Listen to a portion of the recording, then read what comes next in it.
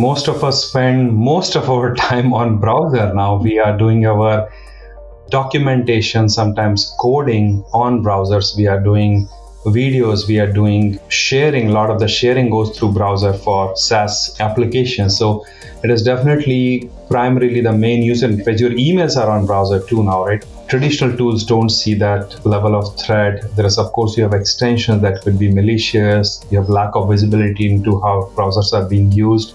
Your browsers can actually have a lot more access than they used to have. I think a lot of insider threat is not as understood or not as evolving. Social engineering is a huge thing that I think a lot of that is a precursor to a potential ransomware attack. How will you use the AI, right? How will you leverage that to your advantage to deliver more, deliver higher quality stuff? So learn what is needed for the businesses, learn what drives value for you, and do something beyond what AI does. So leverage AI to double up, right, what you can produce. And I think you'll be fine.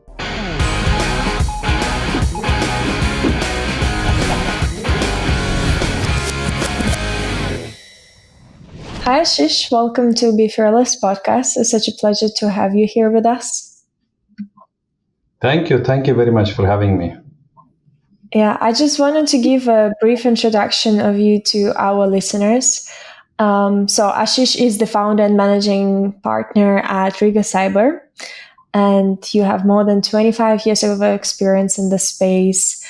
And you work across financial services, critical infrastructure, and technology sectors on 3 continents, leading major cybersecurity transformations and building cyber resilience strategies that makes real difference. And you were also recently named one of the top 50 cybersecurity mentors in the US. And you're not only a thought leader, but also have published patents with a PhD. So I'm really excited for this conversation and to learn more about your background and any advice you're willing to share with our listeners. But maybe just to kick things off, what initially drew you to this field and how did you end up in your current role? So it's a long story, but I think I was always very curious on how things work, how things break, how to fix things. I started my journey more on the science side, then went into engineering, more from the telecommunication. And then computers drew my attention quite a bit early when I was just turning a teenager. I was privileged to have a computer to play around, work, and started writing some code. It was fun to just do sorting of numbers that time. Um, Over the years, I started learning quite a bit around computers. And then, of course, as you move forward in your career, you realize there's a huge portion of computing that is leveraged not only for businesses, but also for breaking things down, right? Again, coming back to what I learned, right? And the potential risk to critical infrastructure, government agencies, big enterprises, they have a huge risk around that. They need to reduce that risk, secure their systems, and make sure they are resilient uh, to the demands of the business and against the threat actors. And that's what I think I started doing. I went through my master's and PhD program, literally in information assurance, working with Air Force Research Lab in New York. And I just fell in love 25 years back, and I'm still in love. I just think it's a fascinating field to be part of. Yeah, I think 25 years ago, as I speak to many people, cybersecurity wasn't that much of an established field where people went and did degree. But you seem like you followed more of a traditional path into this space. Um, how did you even hear about cybersecurity, right? So many people came from military. How did you stumble upon it? So it was not called cybersecurity that time. It was more information assurance. People were worried about protecting the data, making sure the integrity of the data is there. Access controls were very primitive, more user specific on-prem, right? Cloud did not really exist in the form that we know right now. Yeah. Uh, so things have evolved, but one thing remained constant is the threat and the risk of potential abuse of systems, whether it is from insider or from outside forces. Now we talk about nation states. Um, Mhm.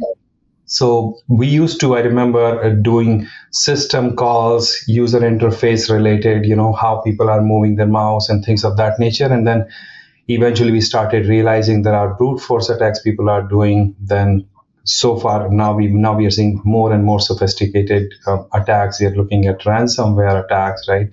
We're looking at supply chain attacks, nation state actors kind of getting involved with big budgets. So earlier it used to be script kiddies or people just trying to, they were doing it for fun or maybe a little bit money, but now we see it as a very serious problem. Yeah, yeah. And how did you end up at Riga Cyber? How was the journey to where you are today? So it's an interesting thing. I started my career more from research and development side. Went into developing or building a lot of security solutions, products from SIM solutions to CASBs to data security products, and then uh, eventually I transformed myself into more of a practitioner. So I have both experience as a builder but also as a practitioner.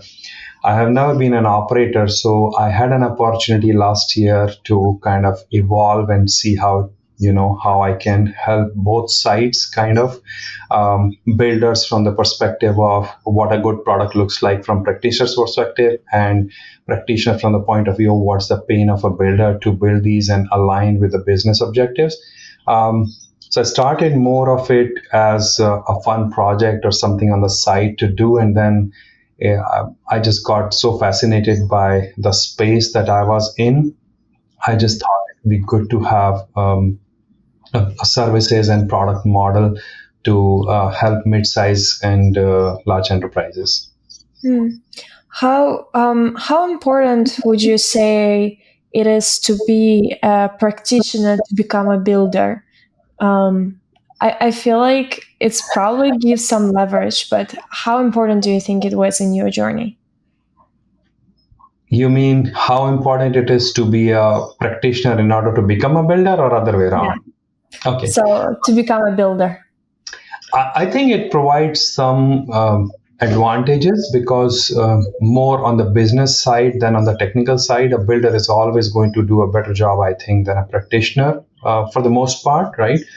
We do have some practitioners who are extremely technical and engineering focused, but a lot of times that's not the case. It helps you understand the business objective of the product you're building. It helps align what you're building to the business, right? People do not buy products because they have some features that look very fancy, right? They buy those products because they solve a real business problem. They enable the business from security perspective, from running the business resilience perspective, right? So they help getting visibility into the infrastructure and being able to quantify the risk, being able to report on what is the biggest risk to run the business. So that part, I think, that does help being a practitioner, and being building that product, keeping that in mind that eventually what you're building has to align to the business objectives. Yeah, yeah, When you and that totally makes sense. And I'm just curious, as there are right now so many builders out there. Do you think what are some qualities that you probably said that business related that really help to be a great builder? I think multiple things. So always think about who you're selling to, what product you are building, how does it help, right? Practitioners are looking for solutions that help the business objective, to achieve the business objective, to improve the maturity of security in their enterprise. But they are, as a builder, you also have to remember that practitioners are sitting with 50, 60, 70 tools already. So asking them to buy yet another tool becomes a very challenging job. I would expect builders and vendors to help practitioners build that business case. Tell them how it helps them going to their board. How does it help them create value for the business? Hmm. Is it replacing existing set of tools? So you can say, I replace these three, and you can have one that provides you end-to-end problem solving. You're not just adding one more tool that the practitioner has to hire somebody to maintain, but we can take the stress and pain away. And I think that's very important in order to sell, in order to align with business, in order to create that value for them. So that's one thing I think would have to be Yeah. And important. how do you see it changed over time? You know, when it just started, the whole space wasn't that concentrated, and potentially cyber threats weren't. They were still there, but on a different scale versus where we are today. How do you see this evolution? It has changed from compliance perspective. It has changed from the sophistication of attackers, the funding they have typically nowadays compared to script kiddies, 14, 15-year olds just downloading something and running. You see a lot more sophisticated attacks. It also is very complicated to navigate the maze of 5, 6, 7,000 security tools and identifying which one will work for your enterprise and can give you the value that you want. It is harder to navigate the number of tools and solutions that exist. And even in one domain, let's say in the data security space, there are bunch of vendors in the same space doing very similar things. Some of them have advantages and bells and whistles that some enterprises need, some of them don't. It's very hard to identify the products, right? Even if you have been a practitioner for a while, there's just a huge maze of products and services. It has evolved in terms of visibility as well. It's becoming harder and harder for large enterprises to have visibility into their assets because they have on-prem assets, they have lab spaces, they have data, their own data centers. They're also on multiple clouds. Just having sheer availability of all the assets that they can analyze and understand what controls exist, how to protect them, how to keep them patched from vulnerabilities. It's become a Enterprises have become larger too, right? We used to not see $3 trillion, $4 trillion companies, but now we are seeing. So they have massive number of employees, third-party integrations, and it just exponentially has been difficult to manage and maintain and have visibility into infrastructure. So So that, how do yeah, how do you think the approach of defenders changed with all of this complexity coming in? you mean from practitioners' perspective, how it has changed from Yeah. protecting the infrastructure? Uh, Over the years, I think the basics still remain the same. You have to have the visibility in your infrastructure. You have to have the controls in place. You have to be able to monitor them, detect them, and prevent.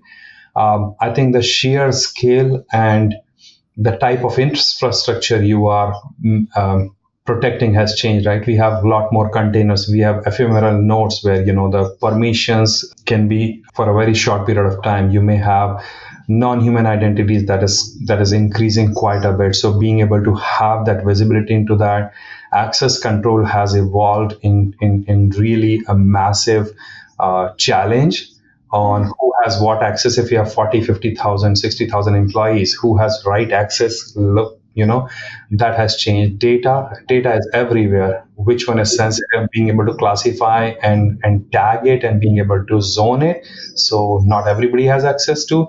um, that has been a huge challenge, and we keep seeing people falling behind because there's also a lot of innovation happening. So new infrastructure, new data keeps getting generated for business side. So keeping up with all of that is quite challenging now. Yeah, and since you touched upon the topic of visibility and what things going on, we see today browser becoming one of the biggest attack vectors out there. And from your perspective, how do you see this attack vector having evolved, and what blind spots do you see organizations typically missing when it comes to browser? Yeah, it is a huge interface. I think most of us spend most of our time on browser now. We are doing our documentation, sometimes coding on browsers. We are doing videos, we are doing sharing. A lot of the sharing goes through browser for SaaS applications. So it is definitely primarily the main user interface. Your emails are on browser too now, right? All of that. So it's been there for, browsers are definitely the main user interface. Traditional tools don't see that level of threat. There is, of course, you have extensions that could be malicious. You have lack of visibility into how browsers are being used. They have a lot of access. Your browsers can actually have a lot more access than they used to have. They're highly trusted, right? We just open browser and start using it for anything we need. Um, there is also a user behavior aspect, right? We trust that there could be a social engineering attack through that. There may be security warning saying this may not be a safe site, and all we do is okay, ignore it and continue on, right? Yeah. We still continue to click on malicious links, download things. So it's definitely become a big threat vector. Yeah. And how do you see practitioners looking into the space? Is there enough familiarity, or is there still a lot of education that has to be brought into the space? There have been a lot of efforts in that regard, right? There are secure enterprise browsers that are coming. There are a lot of scanning tools and vetting tools. You can actually have enterprise level extensions that can help you detect if there is any malicious activity. You can block certain things. You can monitor it on the back end from your SIM and SIM perspective. So there's a lot of that stuff is happening. I do think this is going to keep evolving. It's a very a prominent field right now. I talk to multiple people who are leveraging or trying to migrate to enterprise browsers or extensions that can help them detect these anomalies in the initial stages. And what do you think are some of the beyond financial motivations? What are other objectives that you see drive threat actors methodologists today? Typically, it is the financial gains. It used to be, it still is. Um, it's sometimes for fun disruption on competitive landscape, industrial espionage, like I said, nation state threat actors. We have seen, and we probably, unfortunately, will still see some kind of hacktivism around that, right? Undermining trust of a brand. Those are quite a bit things. There are a lot of political and ideological attacks as well that we see. Just people being people, what they don't like, they try to attack. I think that's what we are seeing, and it continues happening in the digital age as well. And what do you think is some of the underlooked attacks that people should be paying more attention to out there, that people think, oh, isn't that scary, but at the end becomes one of the bigger things out there?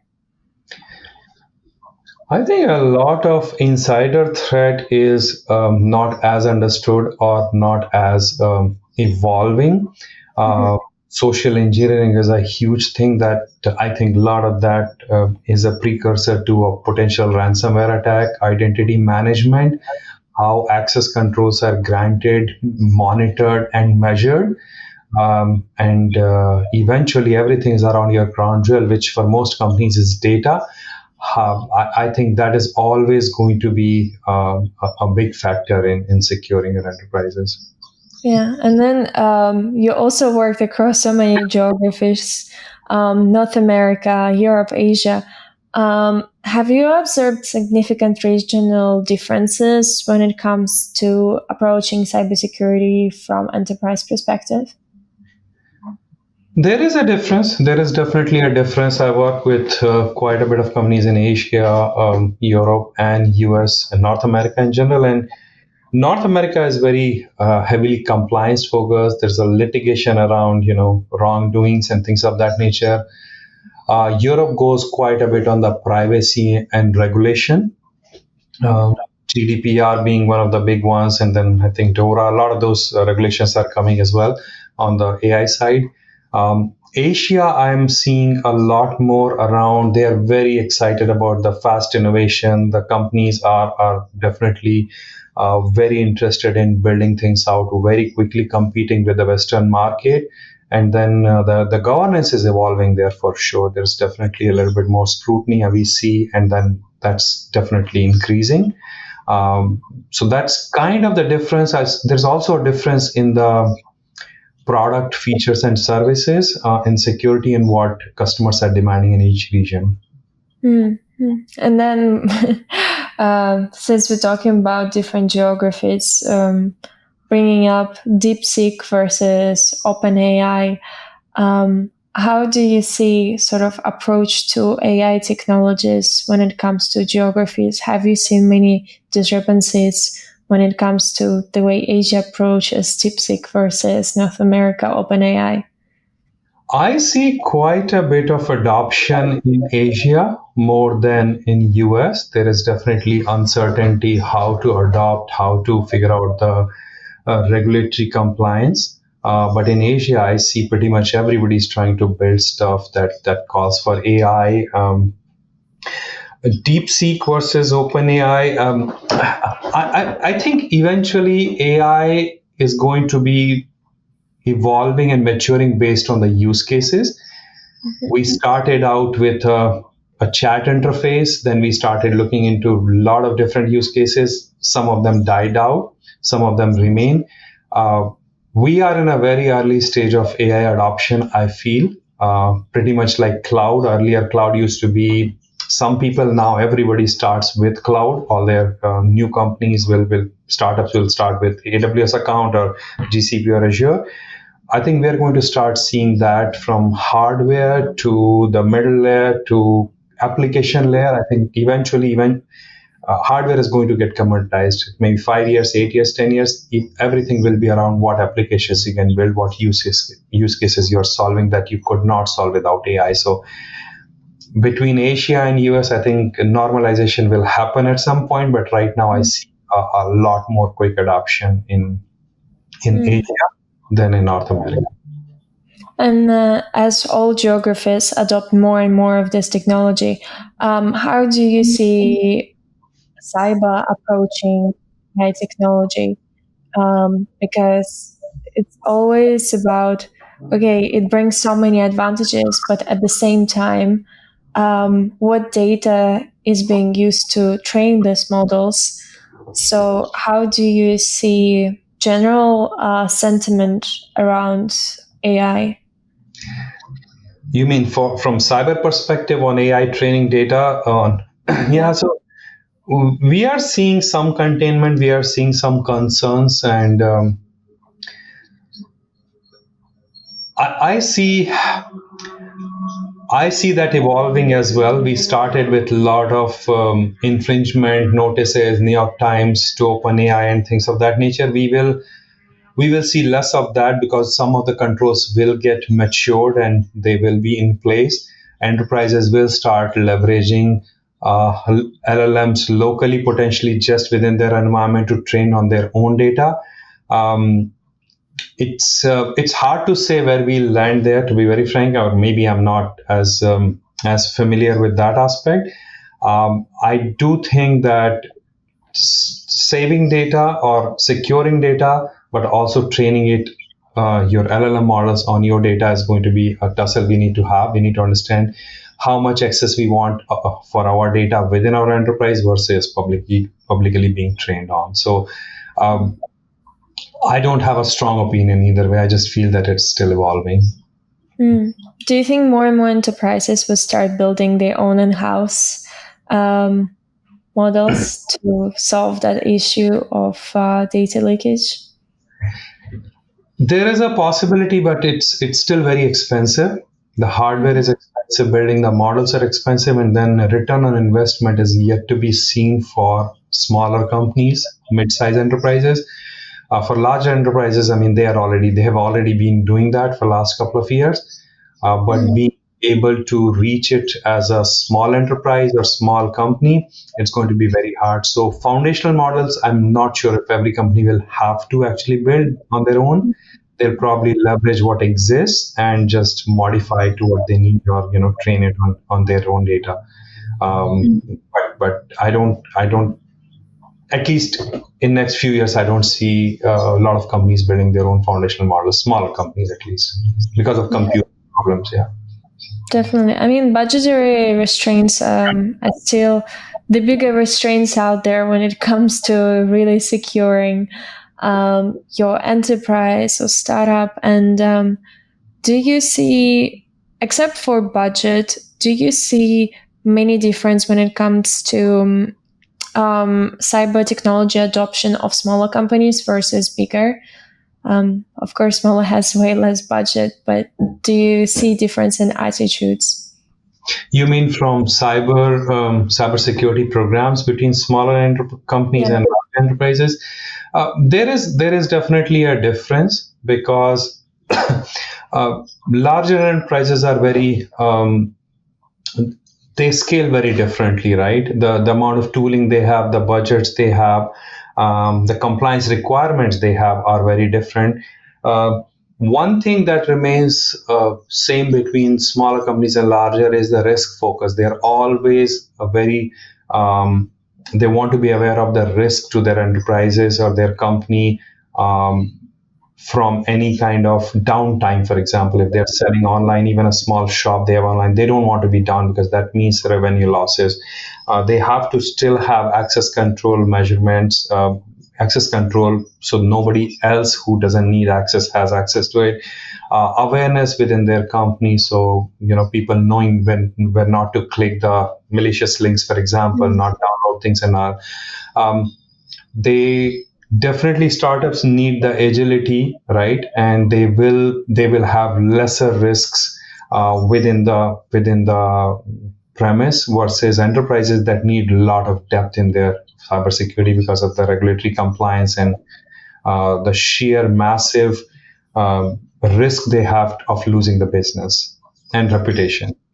Yeah, makes sense. And I know that you worked both with startups and Fortune 500 companies. What sort of security principles remain consistent throughout these organizations? Yeah, I think I keep it as a 5 steps. We basically align to business. Why you need cybersecurity, not for anything else, but to make sure the business impact is not there, or you're able to protect the business. You assess what your gaps may be, where you may not be doing as good a job protecting your assets, right? Then you prioritize based on that. Whatever the highest risk is, you have to prioritize to fix it. You execute to basically take care of those risks, and then you measure to see that you have reached a certain maturity, which gives you comfort. That does not change whether you are a small company or a large company, and we see it across from a Series A company all the way to Fortune 500. They always have to have that business alignment, understanding the crown jewels, understanding the risks on them, and then hardening those controls and being able to measure them. Yeah, the golden rules. Yes. Yeah, and then you're also a top 50 cybersecurity mentors in the US. Maybe you could share a little bit about your mentoring work and the importance of mentorship in this field. Yeah, I think it's extremely important. We are seeing a lot more need for cybersecurity professionals, people who will help and understand cybersecurity risks for enterprises. And anybody who has quite a bit of experience, I think, should build the next generation of those leaders, entrepreneurs, and professionals that can help.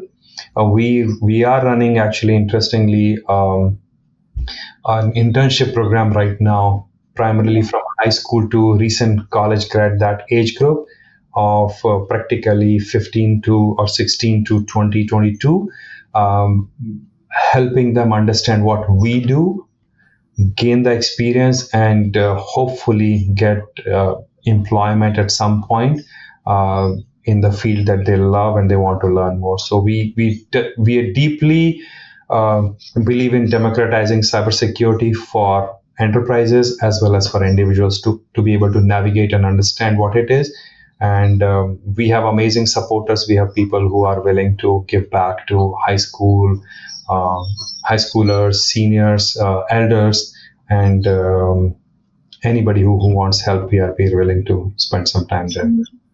Does any particular mentee come to mind when it comes to this program that you thought, okay, they did such a great job so early on?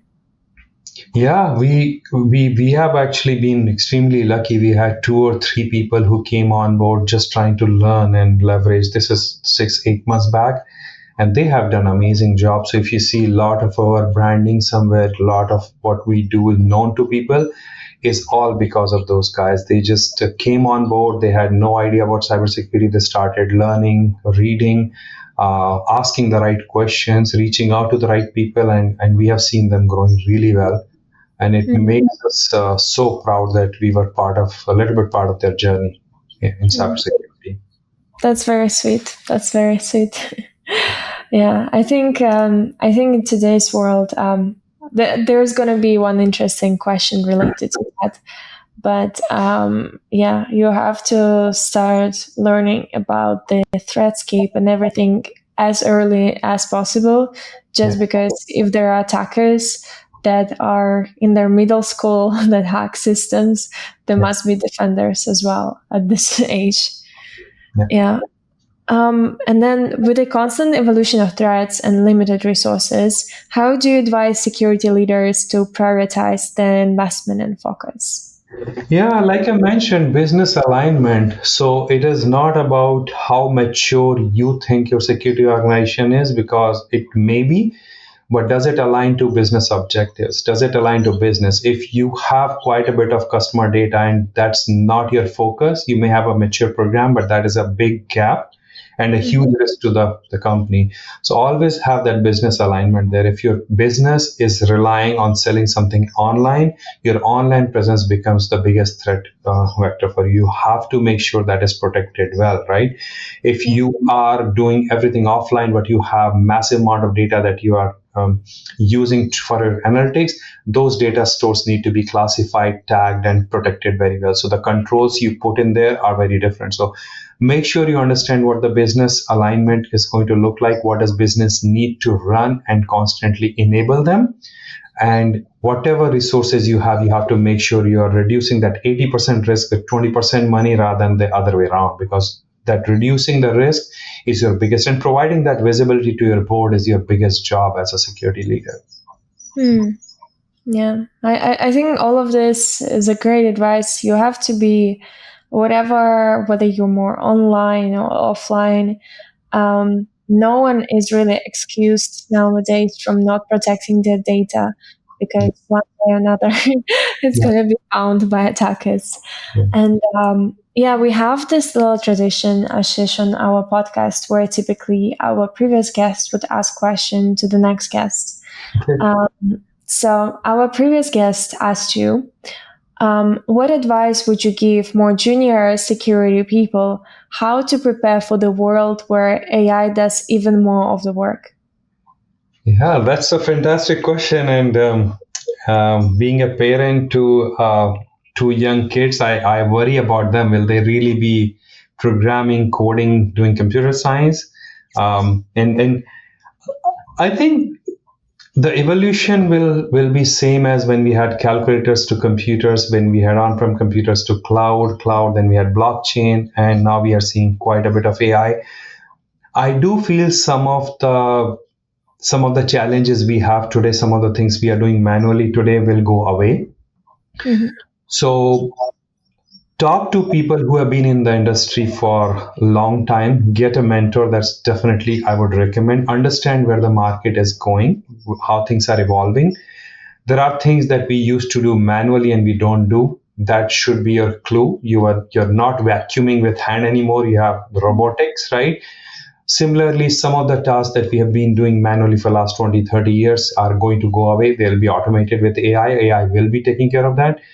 But the business logic is not something I think it will go away anytime soon. Understanding at the high level how will you use the AI, right? How will you leverage that to your advantage to deliver more? deliver higher quality stuff, right? So nobody is doing 2 plus 2 4 on a calculator or a computer anymore, right? You either build the muscle memory or you have programs to take care of a lot of sorting.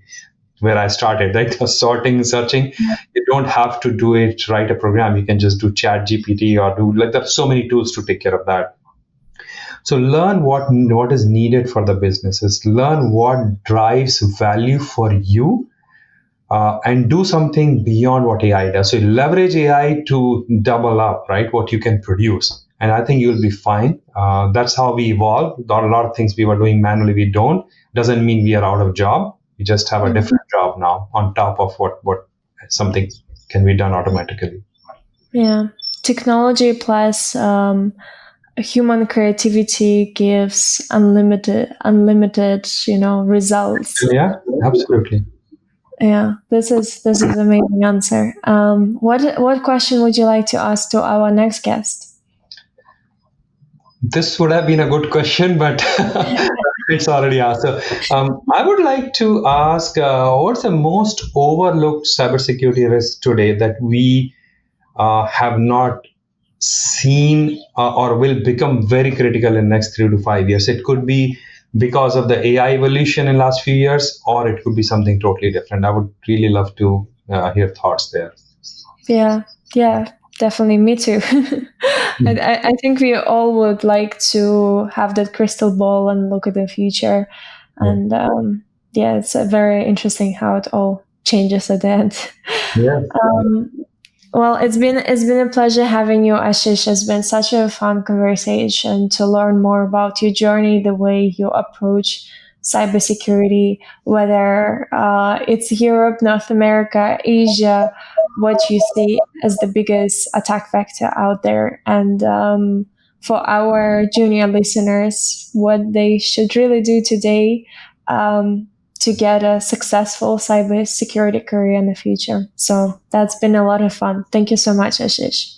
Thank you so much, Sasha. It's been a pleasure talking to you, and very happy to be here.